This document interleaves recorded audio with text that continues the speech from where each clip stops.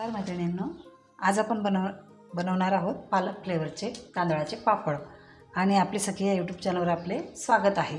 तर चला आपण पालक फ्लेवरचे पापड बनवणार आहोत। तर इथे मी मस्त हिरवीगार अशी पालक घेतलेली आहे आणि पालक 2-3 पाण्याने धुवून घेतलेली आहे आणि पालकची आपल्याला प्युरी तयार करायची आहे।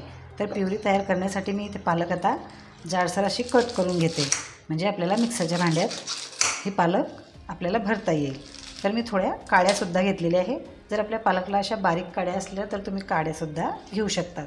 आपण पालक जाडसर अशी कट करून घेतलेली आहे आणि आता ह्या मिक्सरच्या भांड्यात आपण ही पालक भरून घेऊया। तर मिक्सरच्या भांड्यात पूर्ण पालक मी भरून घेते आणि जर तुम्हाला वाटलं तर तुम्ही थोडंसं पाणीसुद्धा आपण या पालकमध्ये टाकून बारीक प्युरी करायची आहे। तर आपण आता या पालकची प्युरी तयार करून घेऊ। तर मैत्रिणींनो, इथे आपण पालकची प्युरी तयार करून घेतलेली आहे, तुम्ही बघू शकता। आणि आपली हे प्युरी तयार झालेली आहे आणि आता आपण याला मोजून घेणार आहोत की किती आपली हे प्युरी तयार झालेली आहे। त्यानुसारच आपल्याला तांदळाचं पीठ घ्यायचं आहे आणि तांदळाचं पीठसुद्धा मी तांदूळ स्वच्छ धुवून आणि दळून आणलेले आहेत बारीक, आणि ते पीठ आपल्याला इथे पापड म्हणून वापरायचे आहेत। तर मी इथे चाळण घेतलेली आहे आणि या चाळणने आपल्याला हे प्युरी मोजून घ्यायची आहे आणि आपण गाळून घेणार आहोत। म्हणजे आपले जे जाड राहिलेले काही पालकचे पानं किंवा ह्या काडींचे जर काही काळ्या असतील बारीक बारीक ते निघून जातील।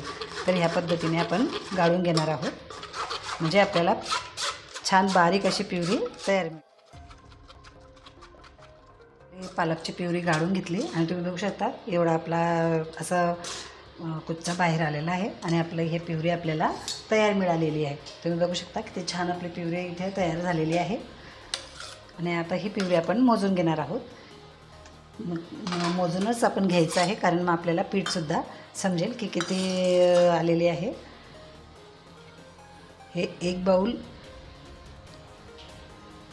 आणि हे दुसरा बाऊल, तर 2 बाऊल इथे आपलं हे पालक प्युरी तयार झालेली आहे। 2 बाऊल प्युरी तयार झाली, त्यासाठी आपल्याला 1 बाऊल एवढं तांदळाचं पीठ लागणं। बाऊल एवढं पालक प्युरी तयार झालेली आहे आणि त्यासाठी मी इथे 1 बाऊल तांदळाचं पीठ घेतलेलं आहे। आणि आता आपण हे गॅसवर ठेवलेलं आहे आणि गॅस आता चालू करणार आहोत। तर गॅस चालू केलेला आहे मी आणि आपलं हे प्युरीचं जे पालक प्युरी आहे आपल्याला तिला उकळी आणायची आहे चांगली। आता उकळी येण्याच्या अगोदर आपल्याला त्याच्यात अर्धा चमचा एवढं मीठ टाकून घ्यायचं आहे आणि अर्धा चमचा आपल्याला पापड खार टाकायचा आहे, ज्याला फुलसोडासुद्धा म्हणतात, तो सुद्धा आपण अर्धा चम्मच टाकून घेऊया। तर मैत्रिणींनो, तुम्ही बघू शकता इथे आपल्या पाण्याला छान उकळी आलेली आहे आणि आपल्याला आता हे तांदळाचं पीठ आपण या पाण्यामध्ये टाकून घेणार आहोत आणि पीठ छान गिळून घ्यायचं आहे। हे उकळलेल्या पाण्यात आपल्याला आता तांदळाचं पीठ चांगलं घेरून घ्यायचं आहे आणि घेताना जर आपलं पातेलं सरकत असेल तर आपण असं कापड हातात घेऊन घ्यायचं आहे आणि त्या पद्धतीने आपलं पीठ छान घेरून घ्यायचं।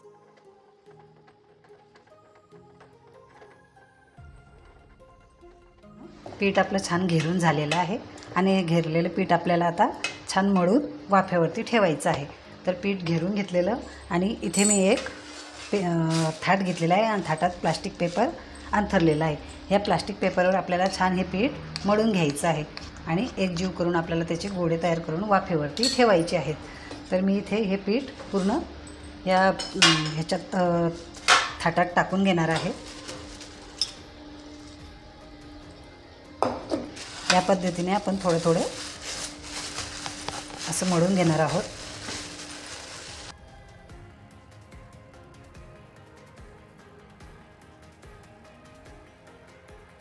असं एकजीव करून छान आपण हे पीठ, तुम्हाला गोळे करून दाखवते, थोडा तेलाचा हात घेऊन घेते आणि हे गरम गरम असतानाच आपल्याला याचे गोळे तयार करायचे आहेत। छोटे छोटे गोळे केले तर आपलं पीठ पटकन वाफवलं जाते। असे गोळे तयार करून घेणार।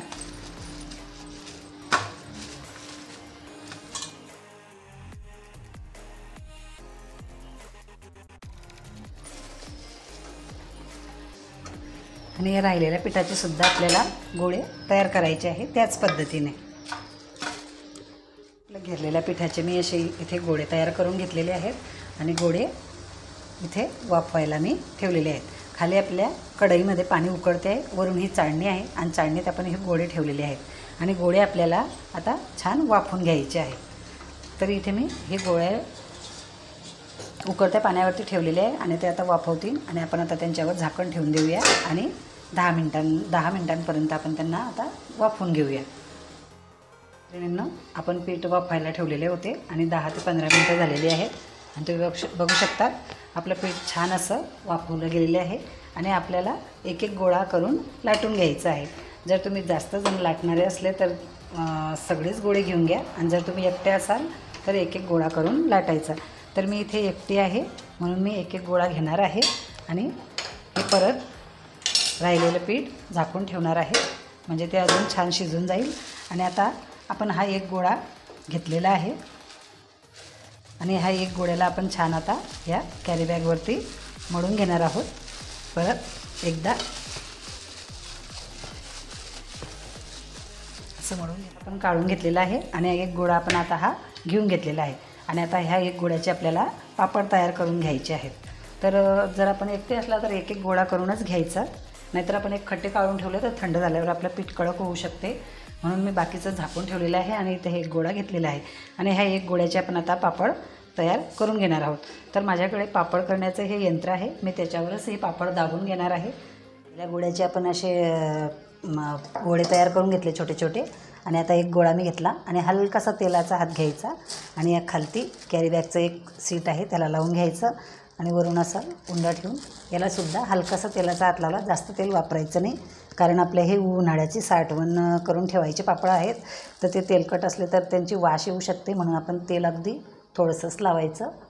आणि आता या पापड दाबण्याच्या यंत्रावरती आपण पापड दाबून घेऊया. तर आपल्याला जास्तच दाब द्यावा लागत नाही, हलकासा दाब दिला तरी आपला पापड छान तयार होतो. तुम्ही बघू शकता अगदी छान असा आपला पापड. आणि जर आपल्याला एकाकडून जाड वाटला तर आपण अजून हलकासा दाब दिला तर आपला पापड छान होतो. तुम्ही बघू शकता पापड आपला छान बारीक दाबला गेला आहे आणि अगदी बारीक असा आणि एकसारखा असा आपला पापड तयार झालेला आहे. आणि असे पापड आपण ह्या सुपड्यावरती टाकून घेणार आहोत आणि असे आपल्याला सगळे पापड तयार करून घ्यायचे आहेत.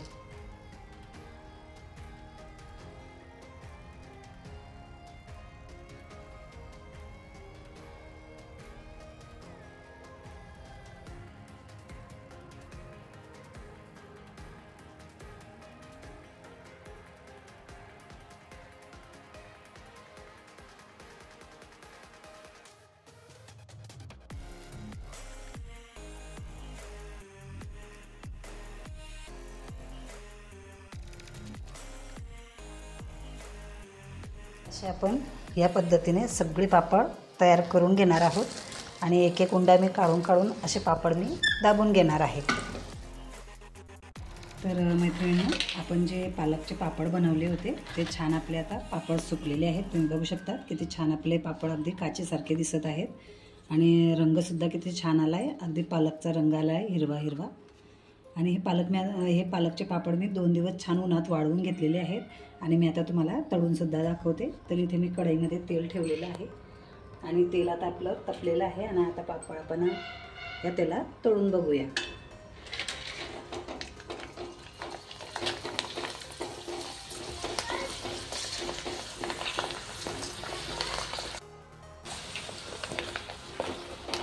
तर मित्रांनो, तुम्ही बघू शकता किती आपला पापड मोठा झालेला आहे आणि मी असे 2-3 पापड तुम्हाला तळून दाखवणार आहे. खूप पापड आपले छान झालेले आहेत पालकचे आणि आपल्या मुलांनासुद्धा खायला खूप छान लागतात हे पापड. लहान मुलांनासुद्धा आपण देऊ शकता.